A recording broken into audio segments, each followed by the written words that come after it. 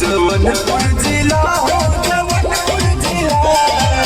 होवे दबोनी जवनपुर जिला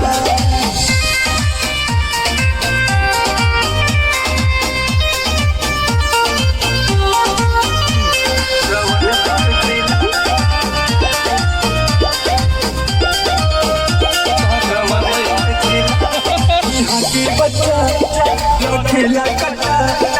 जिया जनी तू लैया हो मारद बट्टा यहाँ के बच्चा खेला कट्टा जिया जनी तू लैया हो मारद बट्टा सुन के नाम पेंट हो लागिला सुन के नाम पेंट हो लागिला जवनपुर जिला हो जवनपुर जिला होवे दबोनी जवनपुर जिला जवनपुर जिला हो जवनपुर जिला होवे दबोनी जवनपुर जिला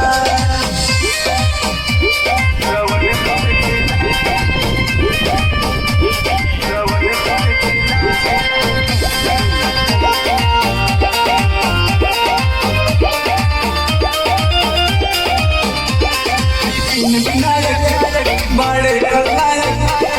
अरुण देहातिया जय हवे बुढ़ाया अरुण देहातिया जय हवे बुढ़ाया विपिन विनायक बड़े अरुण देहातिया जय हवे बुढ़ाया दुनिया हिला दुनिया हिला जवनपुर जिला हो जवनपुर जिला होवे दबोनी जवनपुर जिला